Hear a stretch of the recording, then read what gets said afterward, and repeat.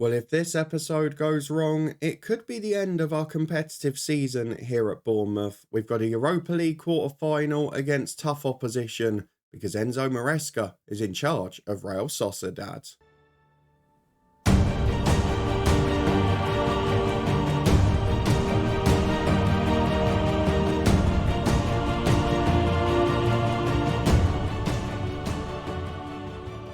Yes, hello and welcome along to part 67 of the Head Coach with me, Daniel. We're off to sunny Spain to face Real Sociedad. I say sunny Spain, gusty and wet Spain apparently today, to face Enzo Maresca's Real Sociedad in the Europa League Quarter Final. We're going to show both legs today as well as skipping the Villa game off camera in between because our league season is pretty much run-of-the-mill. We're going to finish somewhere between 9th and 14th.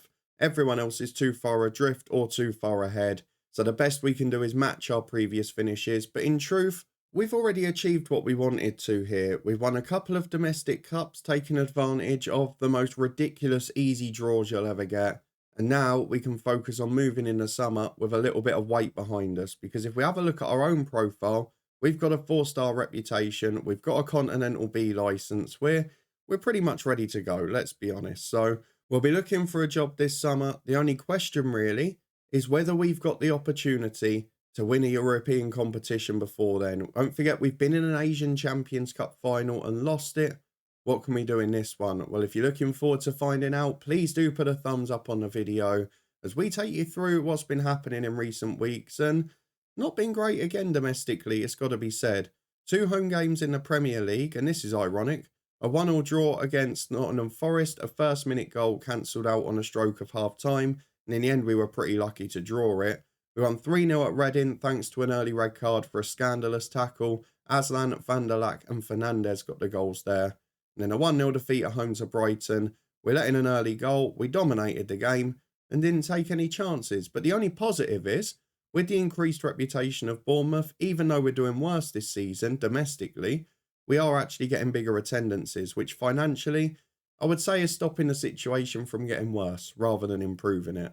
We've also had our youth intake since the last episode, which was about as exciting as you can probably imagine. The best player was Herbie Skett, who is a left winger with 1-star ability, 3.5 potential. He's got a fairly professional personality, decent determination, but other than his physical attributes, he doesn't really offer a lot. There is a South African right winger who can play up front with 1.5 star of current ability, but he's not got the biggest potential in the world. So again, don't think anyone's really going to make it from this. Certainly not at our level anyway. So let's get through to the fixtures and focus on what's important. Surprisingly, the dynamics are actually holding up really well, considering we're not winning many games. There's 2 English sides left in the Europa. Everton have got Portuguese opposition, but elsewhere it's pretty much giants across the board. And to be fair, we have got all of those leagues loaded, so we're not going to get any easy games out of it.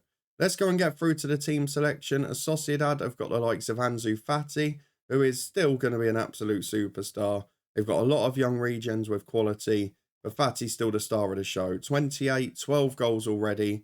Maybe not become quite as good as you might expect in game, but still a very threatening player and still certainly a threat to us. So let's go and have a look at our team selection. We've got to mix it up a bit because, of course, we've got a few players unavailable, a few players struggling with fitness, and, of course, we're going to rest everyone against Aston Villa, so we can go full strength tonight. Back in a minute once I've picked my 11 to run through it and get into a European quarter final. Well, I've actually gone for the bold call of sticking with 10 of the 11 that lost to Brighton at the weekend, and we've just changed the striker because that's where we were struggling in the weekend's game. We didn't get a goal when we dominated. Marcos Leonardo has got a very good record in the Europa League this year.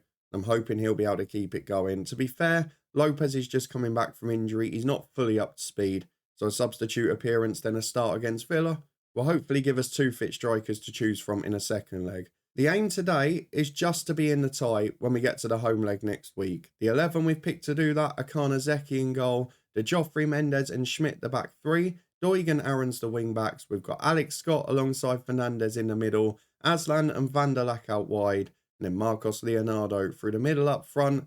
And we've got a few more to choose from on the bench. We've adjusted the people who are registered. We can't have all of them in this squad, so the likes of Solanke miss out, but we've still got a decent squad. So let's see how we get on away in Spain. Well, three changes from Maresca's side, and Ansu Fati does start as we expected. There are some good players in this squad, and I would expect them to be a threat. The question is, can we stay in it? We want to keep it tight. We want it to be one of those games away from home where we have a boring 0-0 or 1-1. But we're going to need a big defensive display today, and I'm not sure we've got that in us. Love the graphics for the Europa League as we go straight from the kickoff. Never a good sign. Never ever a good sign as Gedson Fernandez finds Mendes. Back to De Joffrey. We have conceded a few early goals recently as well. Although we did get one in the first minute against Forest, and we're away down the right here with Max Aarons. Chance to cross. Oh, brilliant turn. Inside to Gedson Fernandez. It's a dream start. 24 seconds on the clock. And this boy has found scoring form. But Max Aarons has been so disappointing for a year and a half now. That was magic. The way he cut inside took half the team out. Cuts it back. The holding midfielder finishes with aplomb. And that is the perfect start to a European away day. Shame away goals don't matter anymore, as we're on the defensive trail now. But Schmidt gets it back to Mendes. And that is very much an industrial clearance. Long downfield. Finds Doig. Van der Laak's running off him. This has been a brilliant start. We've been saving our form. What a run! Wilco van der Laak makes it too. And the summer signings that Mike Phelan brought in are showing their real quality now. Both wingbacks have been instrumental in the goals, and they are people who have disappointed me at times. What a day to save this performance for. I've just played the Brighton game and thought, you know what? We have got no hope here. This is going to be a really difficult one. They're probably about level to us on paper, Real Sociedad, in terms of quality across the board. But for us to produce this first half performance, they've had no shot on target despite dominating the ball. And we've smashed them on the counter out wide, which was their weakness looking at the scout reports. It said get crosses in, get to wide areas. But at half time, we couldn't have dreamt of this. The biggest thing that's a surprise here, 3 shots, 3 on target, 2 goals. We are never that clinical. We're never that ruthless. And while Sociedad are coming back into the game now, we've shown our clinical side at the most important time. And while Leonardo's not contributed much, must be the right team selection to have him up front here, though. De Jong's in at the other end. That's a great goal. Quinton de Jong gets one back. And there is the quality of possession football. I'm too excited about being through at 2-0 up. There's a young Dutch midfielder who, again, not the best attacking attributes, as we saw with Gedson Fernandez, but brilliant elsewhere and making real chances here by running off the ball in central midfield. At the hour mark, we are going to make subs. And I'm going to go for the big target man up front now. Give us a bit more height, give us a bit more presence. Van der Laak's been poor despite the goal, so Facundo Fernandez will come back in. He's been in poor form in recent weeks. And Alex Scott is struggling physically. He's still building back up again. So Lewis Miley will be on for him. 3 changes made, and we have got a bit of depth in those areas. If there's any 3 positions to lose players, they would be the ones. As Doig plays a 1-2 with Miley. Aslan's at the back post. Oh, it's all happening now. Ferret Aslan with a brilliant goal. And Mike Phelan's boys are delivering. The revolution to this team he's made has delivered today. The wingbacks were already here. They've been brilliant. But what a performance by the attacking players as Miley finds Mendes. What a substitution as well. Miley involved immediately. De Joffrey, not been in great form, finds Miley and now Schmidt. He's got support but goes for the long ball towards Fernandez. Poor defending, but De Jong mops up for him. If we can get a 2-goal lead into the home leg, I'll be confident we're through. With that one in here, Sociedad are back in it. They can't bank against us losing a 1-0. If we had away goals now, we'd be absolutely delighted. But not to be, as Ansu Fati finally showing his quality. Max Aarons deals with him easy though. Brilliant defending. Gedson Fernandez towards Lopez. Does well to get there first. Great ball out to Doig on the left, who's having the best game I've ever seen him for Bournemouth. Down the wing, gets to the byline, cuts it back. Gedson's there, it's a great block. And Ansu Fati dealing with defensive work in his own box. That's where we want him. Garay breaks away though. Are we susceptible to the counter? De Jong finds 4, but we get back in shape. And at the moment, I mean, it's just a bizarre game. To score 3 from 4 shots on target is so un-Bournemouth-like. We've had 30% of the ball. We've played on the counter. But I think now it's probably time for a bit of experience. So Victor Siganov for Aslan, I think. Do you know what, actually? I'm going to wait a bit. We're going to be resting everyone on Sunday, so let's not get too overexcited. We don't want to lose people with injuries in mind, but Ferret Aslan will now come off for Victor Siganov. And then I'm looking at wing-back. Max Aarons is struggling a bit. But he's so good defensively. I'm going to do it now to the 90th minute. Max Aarons off. Ollie Byrne on. We got 4 added minutes. This is the best result of the season by a mile. You can see the stats. It's been an even game.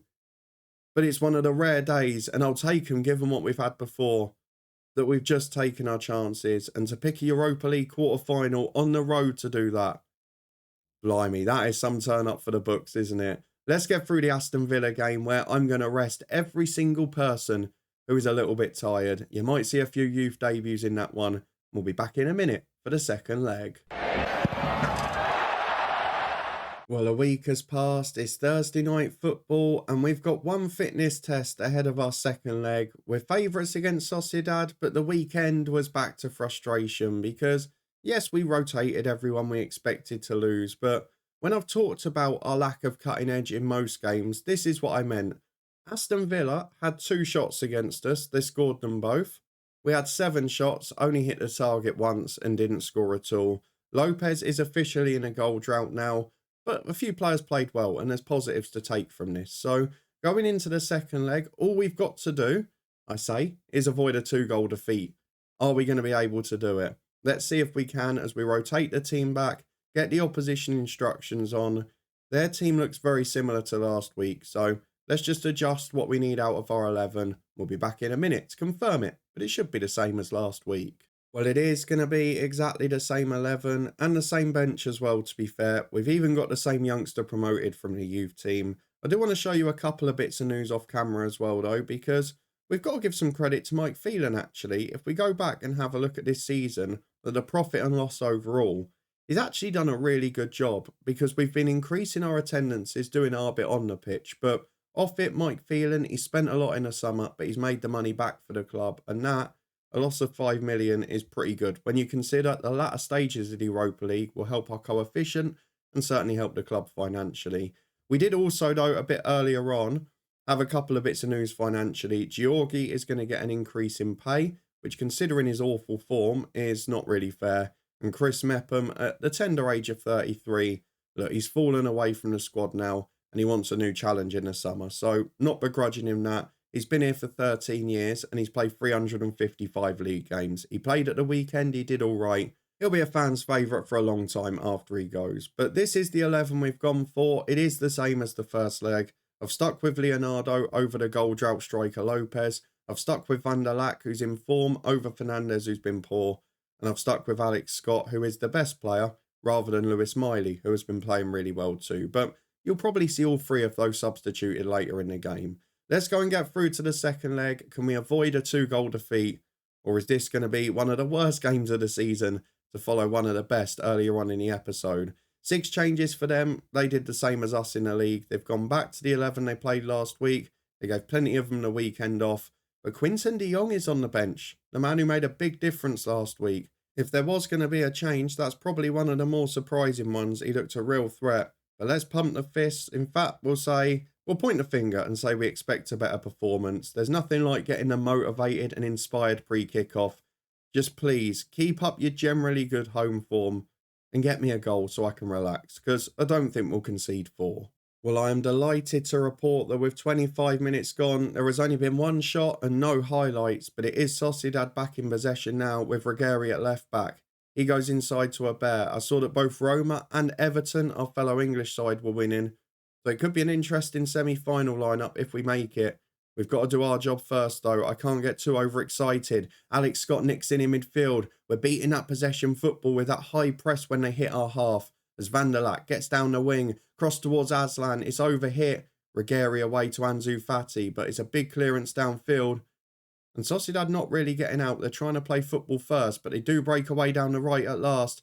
And they've drawn a few players towards the ball. This could be dangerous. Oh, he's knocked it past Doig like he's not there. Star of the first leg. Awful so far in this one. That was almost an unbelievable individual goal. He is the skipper. What a run it was. And they're still on the attack here with Garay. Over to Fati across the box. Mendes away, but not clearly. Fati finds Regeri on the left, and we do survive it. What a goal that would have been. They are the better side in this game, but we're doing all right. We can't get too over-worried because we're controlling the game. We're controlling the opportunities. As Aslan puts it into Van der Lack, this could see it out. It's straight at the goalkeeper, Ramiro. And it should have been put away, really. If he could have just got it down a little bit, probably would have gone in. But the Bears playing out from the back again. And we know Sociedad are a threat. If they score, this is going to get so edgy. As Alex Scott presses in again, does so well high up the pitch. And he gives it back to his centre-half, who gives it away. But Van der Lack does really well. Finds Gedson Fernandez. He gets in one-on-one. The boy can't stop scoring at the minute. Hits one at the keeper. It's a good save. And it's a corner kick for Bournemouth. Will be an outswinger from Alex Scott. And we've got 5 in the box with 2 on the edge. Can any of them deliver? Not with a corner like that. It's straight at Ramiro. We didn't need to see it. With 5 to the break, we've levelled up the shot count. We've restricted them to not much, to be fair. But it is 0-0, which means we're still 3-1 up on aggregate. And to be honest, at the moment, I'm fairly happy with that. I'm going to talk to the defenders. I'm just going to say I have faith in you. Stay concentrated, stay motivated. Make sure you keep this sensible because we cannot afford to bring this back to 1. It's where panic stations will set in. Van der Lack's having a good game on the left, but again, Leonardo struggling up front might have to be the change. Doig's had a poor game this time.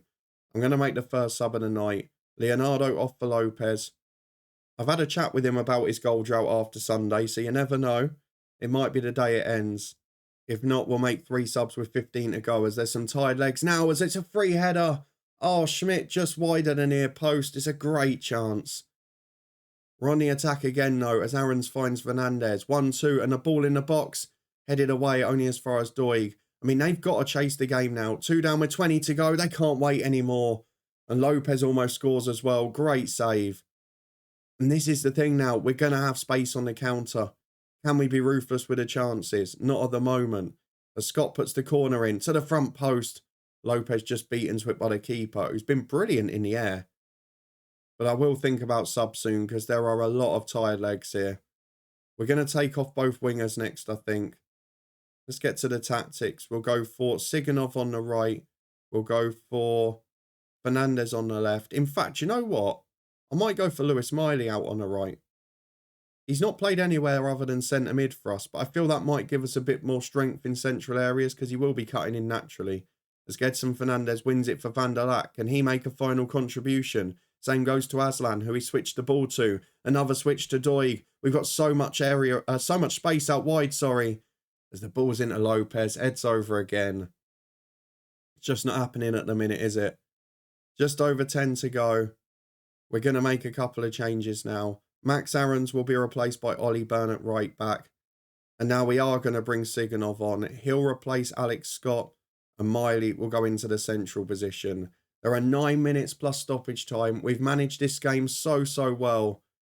But can we keep it calm towards the end? Avoid a grandstand finish. Ruggieri plays out to Garcia the sub as Sociedad try and create some mayhem. Ruggieri cutting in. You can see they're playing inverted now. And they've got 3 or 4 standing up front. Cho down the line to Ansu Fati. Not the man you want to give space. He's done 2. Mendes with a good tackle.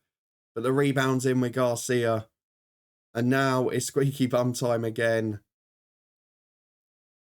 We're trying to talk to the lads, but the nerves have set in. De Joffrey's got a throw on the right. And Siganov breaks away. There is no more time this season. I would appreciate a goal. As Siganov gets to the ball into the box. Fernandez up. Oh, he's missed another. How many good chances have we missed to see this tie out? There's 5 minutes added on, and I'm sure you'll forgive me. You all know where we're going now, don't you? We're going for the 5-4-1. We're time wasting. Ironically, after my talk in the last couple of episodes, it's the home form that's becoming the problem now. We're going to get the fullbacks or the wingbacks on defence, sorry. We're going to get both of the wingers on support. We're going to get Fernandez into his centre mid on defend. We're going to drop to cautious. We're not going to look for overlaps. We're not going to play high tempo. Boy, are we going to time waste.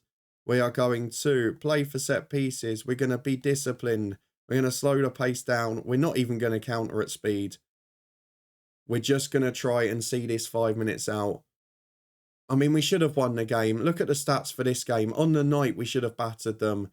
But it doesn't matter.